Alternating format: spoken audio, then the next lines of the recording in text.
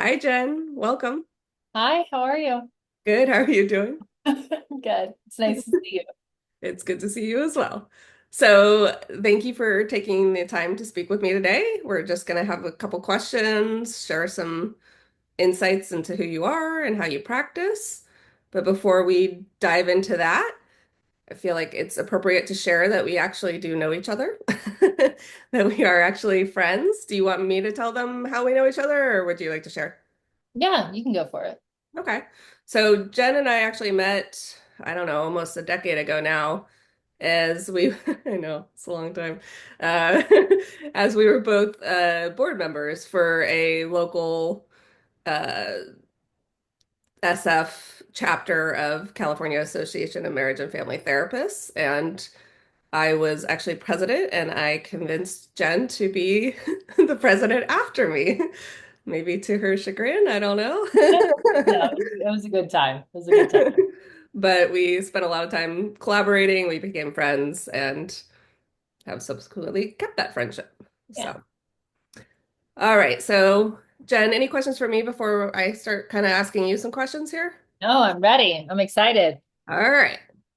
So, first question. Why did you become a therapist? Or what was your journey to becoming a therapist? So my dad tells me when I was younger that I wanted to actually be a dog whisperer and That's later fair. a dog therapist. I'm not really sure where that part came from. But I also had to do some therapy when I was younger because of stuff with my family. And I also had to see a therapist when I went to school, and I found it really helpful. And then I guess I think I did, in all fairness, see some of the questions before, so this might lead into a little bit, but I was taking an abnormal psychology class at San Francisco State University, and I was so floored and mesmerized by all of the information that I was learning about that I wanted to do more. And I had this wonderful advisor and professor, David Gard, who suggested that he wanted me to go for a master's in research and go for the PhD. And ultimately, I ended up choosing a master's in counseling. But he just was really influential in my life and kind of helped explain and pave the way of how to become a therapist and laid out all the options. And um, yeah, I like volunteered at his lab where they worked with people who had schizophrenia. I was his TA for abnormal psychology, and I just couldn't get enough, and I just wanted more. And I loved learning and, you know, reading about all the diagnoses and open-ended questions and how to communicate. And I sort of already was a natural listener and problem solver, so it was a pretty easy switch. But obviously, having the clinical training, so I didn't necessarily know that that's what I wanted to do, but I'm really grateful for the journey that I had and where I am now. Hmm. Yeah. Yeah. That all fits with what I know about you. Interesting to hear the journey, though. I don't think I've ever asked you that one. Yeah. All right. So what do you like about being a therapist? Well, first, I think, my experience being a therapist has changed, and I think there's different, phases that I've gone through. But what I love the honor and the privilege of getting to hear about people's lives and their, sometimes innermost secrets or information that they haven't shared with anybody that they feel comfortable sharing with me. And one, reducing the shame around whatever that secret is, and that there's no judgment, it's just love and compassion. And also, in some situation, well, I guess in all situations, trying to figure out, like, is there a problem or is there a solution to the problem, and what sort of steps we can take. And sometimes there's not necessarily a solution, it's more about accepting what is happening and working through that.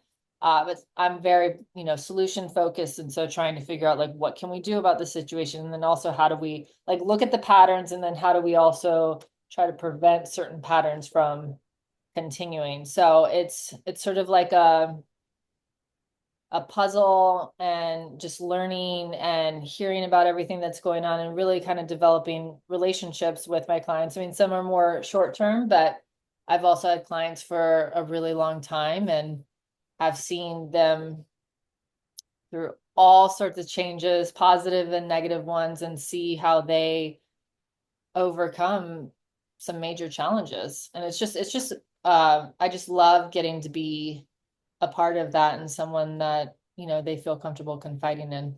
Hmm. Yep. I can totally resonate with parts of that for Yeah. sure. For Yeah. sure. I get it.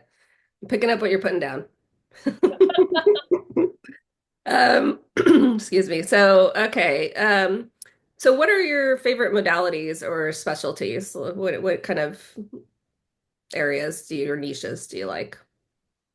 So I was trained in CBT, so cognitive behavioral therapy, and I find that I more incorporate those components, like looking at cognitive distortions and helping people challenge their thoughts, and their patterns and their behaviors. And then I incorporate client-centered and just really trying to build a relationship and being, suddenly forgetting the term. Therapeutic Alliance? It's therapeutic alliance. There's also, oh, yeah, therapeutic alliance, and then also having unconditional positive regard and helping the client. And I find that those two things, um, building a relationship, looking at solutions, helps create this really successful outcome. So that's what I've been doing for a long time. And recently I've become certified in brain spotting, which is Oh, that's a this, cool one. yeah, really, amazing life-changing method that I am super, super passionate about it. And not a lot of people have heard about it, but it's basically a spinoff of EMDR, and find ways to reduce trauma symptoms. Hmm. So that's something that I'm recently gotten in this last year, and I'm trying to tell anyone and everyone that will listen about this really cool life-changing opportunity that I have seen, through my own personal experience, because in the training and the certification process, like we practice, uh, like there were other therapists that were there, or even some non-therapists, but just people practicing the interventions. And so I saw changes in my own life, some through a really acute trauma that I had in a car accident, but then also some lifelong patterns that I've been struggling with. And I've seen the changes in a way that's very different than talk therapy. And so I really want to obviously incorporate the stuff that I have been doing, but then also utilize brain spotting just because I'm so excited about it. Hmm. Yeah. And so what is, I don't know. I mean, I obviously have heard about brain spotting and it's definitely, yeah, I think an up and coming kind of way of framing therapy and looking at different, kind of trauma, as you're saying. So if I was somebody coming to you, what does it look like? Is it mindfulness practice stuff? Is it, like kind of what's the general modality or how do you access that? Yeah, so it is a form of mindfulness and being present with what's happening in your body, but essentially I'll just use the car accident as an example. You find a memory or an experience or a feeling that you're having based on the trauma, and what happens is you end up getting activated, ideally around, on a scale of 1 to 10, somewhere at or above a 5. And then because trauma is stored in your body through different parts and then through the ocular, which is your eyes, it goes, I don't necessarily know the scientific term, but it Or goes through. And so then I find a spot, and every session is different. So it's not necessarily, super cookie written cutter? in how it's done, or structured. But I find a spot, and then, either the person will focus on that or I focus on that, and then you pendulate between other brain spots, and then it reduces the trauma symptoms. And so the mindfulness piece comes in around, noticing what's happening in your body and just allowing the process. And so I had an acute trauma regarding a car accident that happened a year and a half ago. And I was really scared to be in the car as a passenger and as a driver. And through the brain spotting, I had no fear. I didn't have Wow. any even driving on the Golden Gate Bridge with those really scary Wow. lines. Oh, Um, those freak me out, and I didn't have the trauma, so yeah, it was quite it was a noticeable difference. Like I did the training over in Folsom with this woman, Lisa Larson, and it was a 3 day, training. And then I came back and like I didn't have any trauma symptoms when I was driving. And so I like it can be successful with acute traumas. And then so through some of the things that I've been doing, it's like taking a little bit more time in these like years of patterns and behaviors that I've been engaging in. And I can notice the difference in how I, approach life and how I think about things, and not as quick of a reaction and, like a hostile reaction, So anyway, that's sort of kind of going off into a tangent, but it's been like finding the spot, and I've got a pointer with a little crystal at the end, and you can use fun little things. And there's, music that people listen to, and then you cover the eyes. I mean, hmm. it's a whole experience. And every session is completely different from the others. Uh-huh. So Fair, yeah. And so do you have to practice it in person, or can you do it virtually as well? you can do it virtually. I think it's different doing it in person versus virtually. And I have found it like I've done it virtually and I've practiced with clients virtually because right now I'm only doing virtual sessions, and I've seen, progress. I've seen the effects. I mean, I think there's something to be said about being in person, and that's something that I'm considering is if I'm going to go back into an office maybe 1 day a week, just because it seems like everybody, you know, Is is doing virtual therapy. And I think there's always going to be something different about being in person. And through like when I'm doing the brain spotting, it's like I'm looking for reactions in the person's face, but also their body movements, which I can't see, so it's more about what's happening through the screen. Mhm. But in person, when I've done it, when I've practiced with people, there's things that you miss if you're Sure, virtual. So sure. something to consider. Yeah, no, I practice a 𝐬𝐿, which I was surprised that you can actually do it virtually, and there is a lot of mindfulness. Sounds similar in some of that Yeah. noticing in the body and kind of that somatic work that you're Yeah. talking about. Yeah. Okay, so what would a typical session with you look like? Hmm. Well, if I'm doing brain spotting, really, it depends on what the client is bringing into the session, and brain spotting, there's also like the therapist, I as the therapist is not really talking very much, Uh-huh.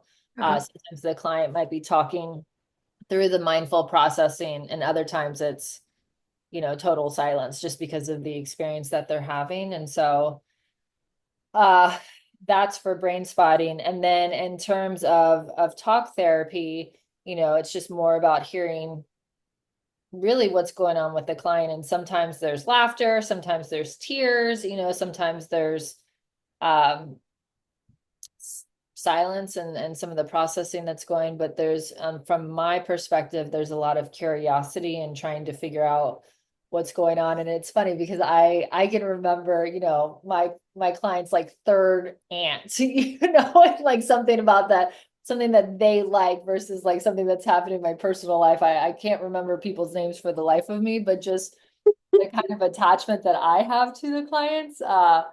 It's just so funny, like some of the things that I remember. Anyway, that's sort of a relevant note. But it's just, I think it's a safe space where they're talking about whatever's going on. And, I think, yeah, just a lot of questions, and not like rapid fire, but just Hmm. curiosity about what's happening. Hmm. Kind of digging in a little bit more about what they're saying and trying to figure out kind of where those patterns are and Yeah, what exactly. best tool, I guess, to put towards whatever it is that you're Hmm. seeing in front of you, whether it's brain spotting or CBT or, Yeah. yeah. Okay, so let's say the next question here. So, is there anything that still surprises you about therapy? I get surprised every once in a while, things that surprise you.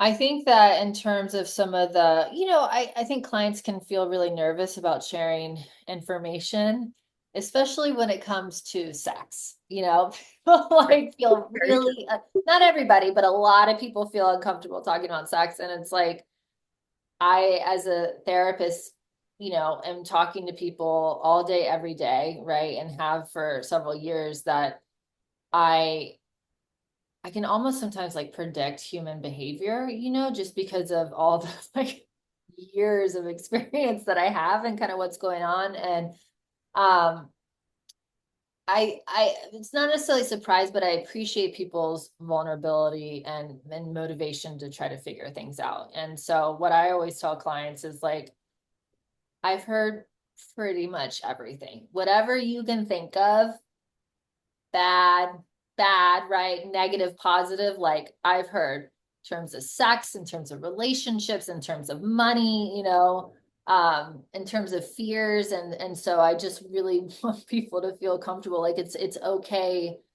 to talk about. And a lot of this is around shame and secrets. And like this is a safe space. And so I don't know if I would say surprise, but it just really just continued appreciation of people's vulnerability. Willingness to be open and share and kind of explore those maybe deeper, darker places. Yeah. Yeah. Okay, what is something this kind of actually maybe ties in, and maybe this is a similar answer, but what is something that you wish people knew about therapy? It's a process. I think there's logistics, like there's super bills, and then there's the what is the thing we have to send Oh, to the good faith estimate? the good faith estimate of like, here's how long we think it's going to take. Right. And what I have found is because people, will share something and then they see that it's okay to talk about, and then it's like, oh, here's this other thing that's going on. Hmm. Um, and so just being like trusting the process. If there's something that is coming up for you as a client that's maybe preventing you from, wanting to talk about it, like I always encourage people to take a small risk and see kind of what's going on, to be able to then take that bigger risk. Because I've had clients who I've been working with for whatever period of time, and it turns out that they're like withholding information, which is fine. Yeah. Your choice, you can do that. And it can delay some of the recovery around whatever the issue is. And I don't know if I don't know, it's not like I'm going and like researching this person on social media or Googling them to try to figure out what's going on, because I'm, going to keep the privacy and the, like I base it all on what's happening here in the session.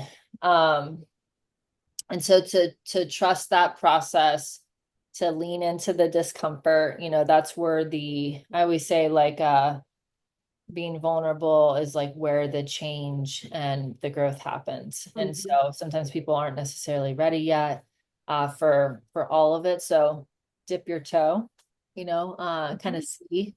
Love And learning. Yeah. yeah, you're gonna be met with, love and acceptance and curiosity. Mhm. Yeah.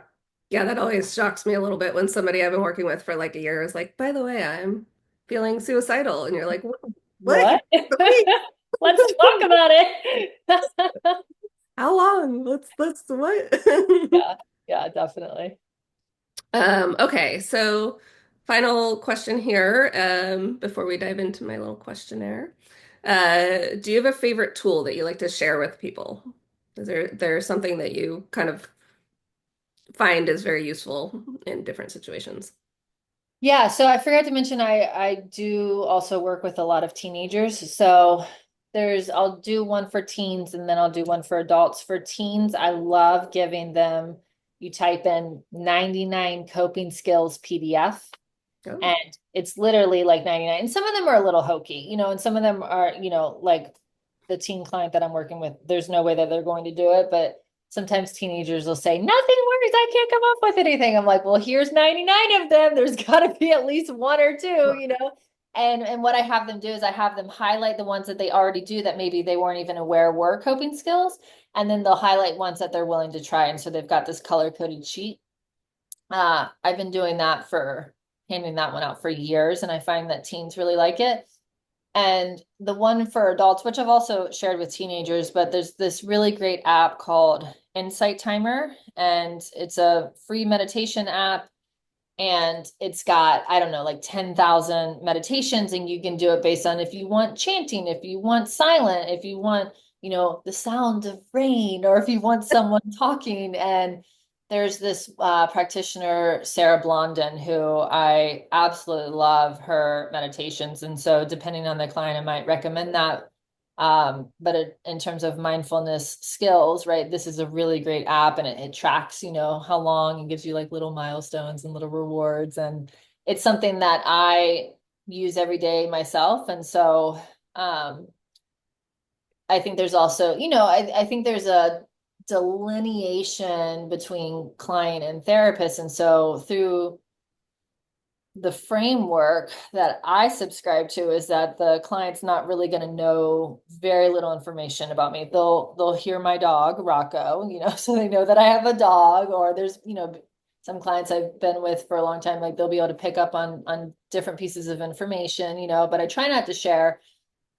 The reason why I'm bringing this up is through Insight Timer, I talk about how this is something that I do every single day. And it's not something that I was using every day, but it was something that I worked up to. And I think that they appreciate there's a human aspect here. And I'm not just like, you need to do this, it's like something that I'm practicing myself. Mm-hmm. Yeah. Yeah, I always think that I tell people if I won't give you something that I wouldn't try myself. Exactly. Exactly. Yeah.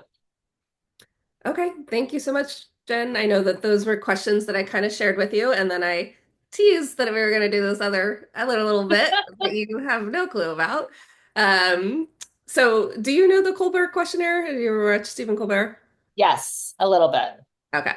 So for those watching, the idea is totally based on that. I'm totally ripping that off of him. I don't think he'd care. I changed the questions, but so this is the therapist questionnaire, and it's a way to get to know you on a just different level. Okay. Right? I'm Okay. ready. All right, let's do it. So, uh, first question, we're starting out easy. What is something that is making you happy these days? I just completed a race a couple months ago for running, and so what I'm enjoying right now is not having a rigorous training schedule and just getting to just run without like, oh, I got to run this many miles and I have to do this kind of pace, and just getting to run. It's Yeah. been, I do appreciate the having something that I'm working on, and like a goal, and it's nice to just be like, okay, I'm just gonna go out for a run. hmm Just enjoy the sport rather than Yes. make it a goal-oriented thing. Yeah, Yeah. fair. Okay, what's your favorite app? Do you have a favorite app? Oh gosh, my calendar app. I can I can organize. I do like a little bit of social media for sure. And yeah, I feel like that's probably like a really boring answer. And it's the truth. It's like I know if it's not on my calendar, it's not happening. And so I need to know exactly what's going on and for how long. And also just as an adult, right? We all have very busy lives. So if we want to plan something, it's like I'll see you in this period of time. So it kind of helps keeps things organized. Yep, I can totally empathize with that. I think I check that out more than any other. Okay, beach or mountains? Definitely beach. Beach. All right. Definitely beach. I like the warm, because I grew up on the East Coast, and so I'm used to a little bit warmer beach weather than over here on California. So I love going to a warm beach. Fair. Fair. Yeah, and the beaches, I think Northern California are much different than even Southern California, right? A little bit more Yeah. sunny, warm, typical big Yeah. stretches of beach up here. It's like, Well, yeah, in San Francisco, you're like, let me wear like my my parka and my hat, and go like to the 10 beach. layers. Yeah. It's great, right? It's great. It's just different. That's Yeah, why I like warm beaches. for sure, for sure. I like the distinction there. Okay. Favorite place you've lived or visited? I love Florence, Italy. I went there a couple years ago and had so much gnocchi and so much gelato. And I got to the person I was with, we ended up doing like a bike ride, and we were the only people on the tour, and it was just amazing and fun. And I would go back there in a heartbeat. Nice. Nice. Okay. What is one thing that movies never get right?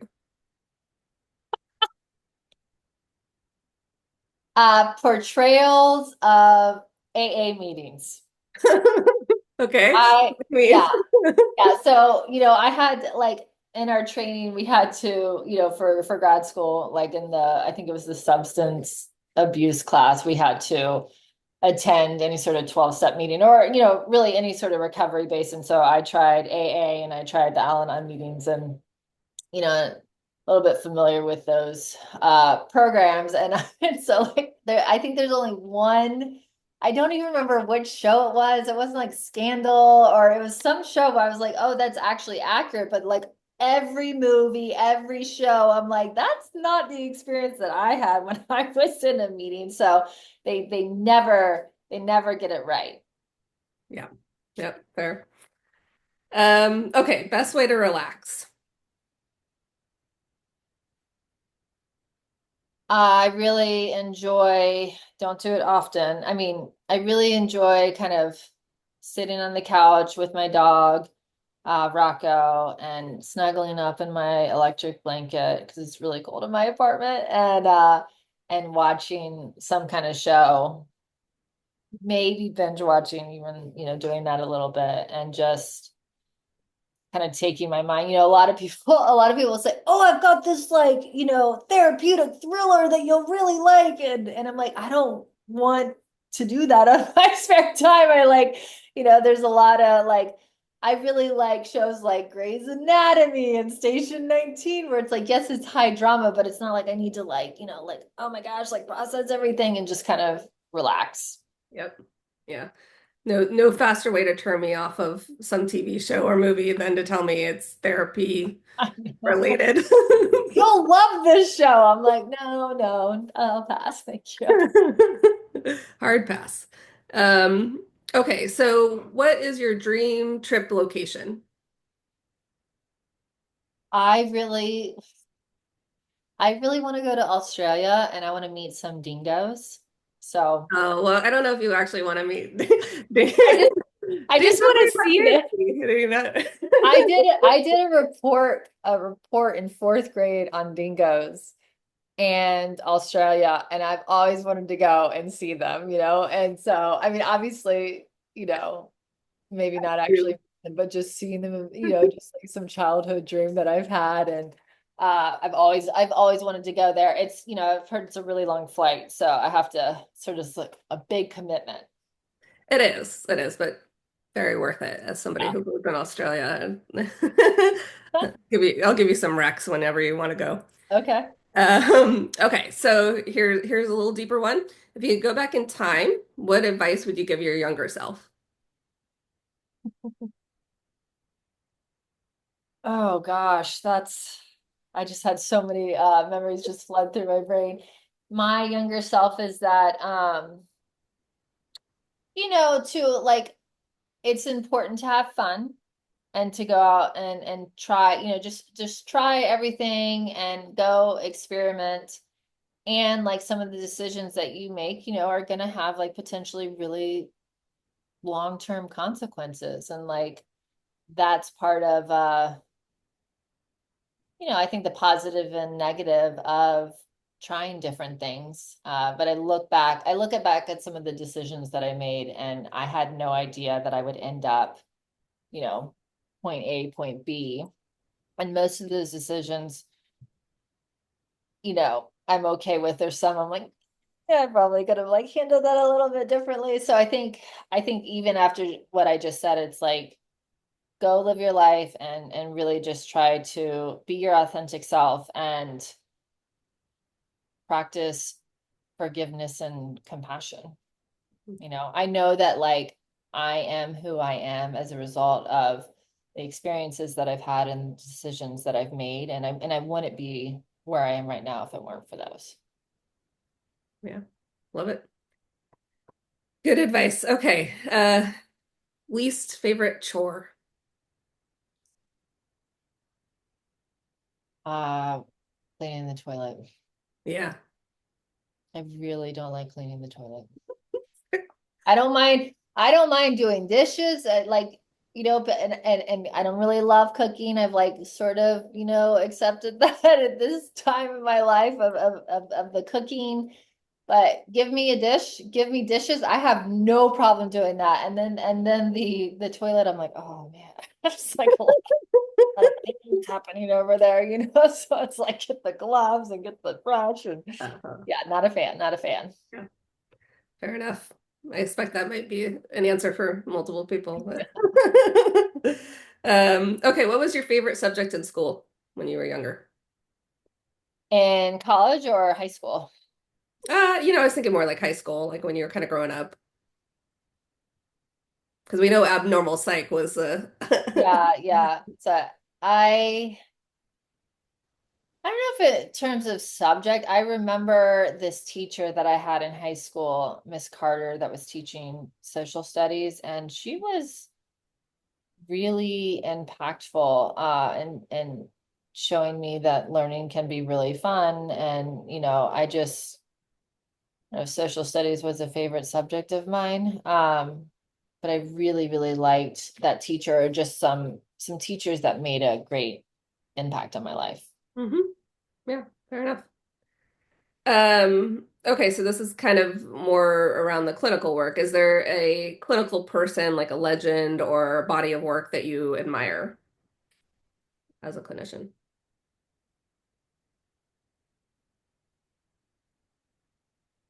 I would have to say right now, David Grand. He is the founder of Brainspotting, and so There's a theme here. there's a theme. Yeah, I also love Esther Perel. I think Esther Perel is fantastic, and her book Mating in Captivity is something that I've recommended several clients to, and I've read myself. But I We read think that in David, book club.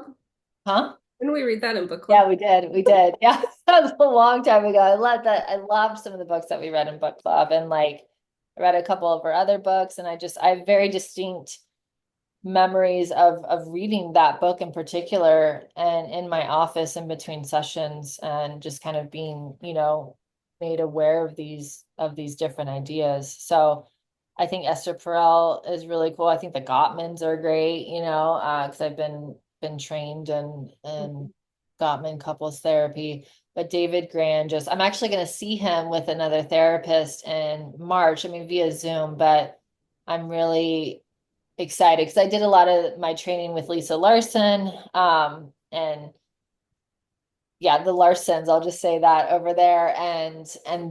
But she learned under David Grand, and always raves about him. And so I'm really excited to kind of see him and you know, the founder of Brain Spotting. Uh-huh. Yeah. Cool. When is that, March? Yeah, March 2025. Nice. Can't believe we're in 2025. I know. Okay. Out of the four seasons, which is the best? Summer, 100%. What do you like about summer?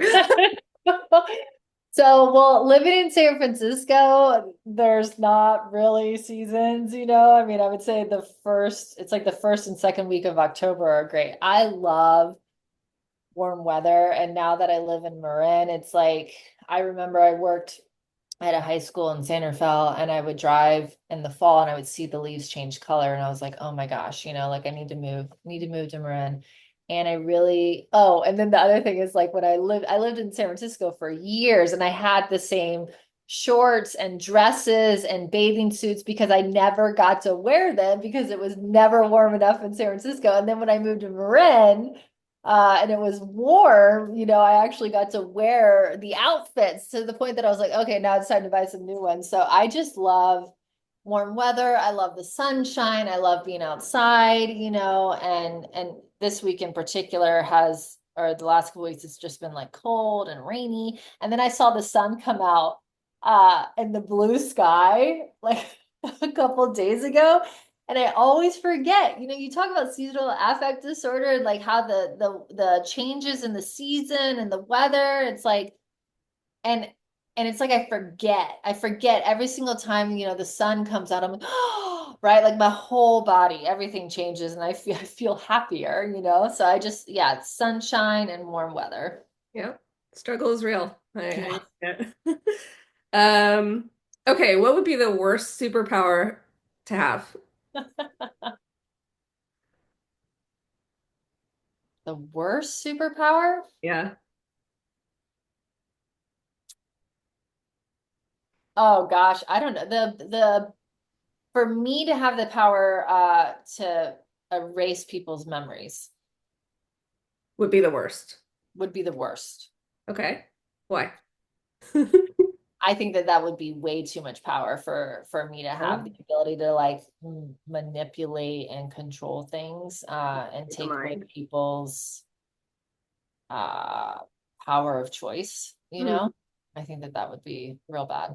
What was that movie? Eternal Sun or what's her Eternal Sunshine Spots of the Mind or what That's was it? spotless mind. Yeah, with was that Jim Carrey? Jim Carrey. It was a good movie, but yeah, but that idea of like er erasing a memory.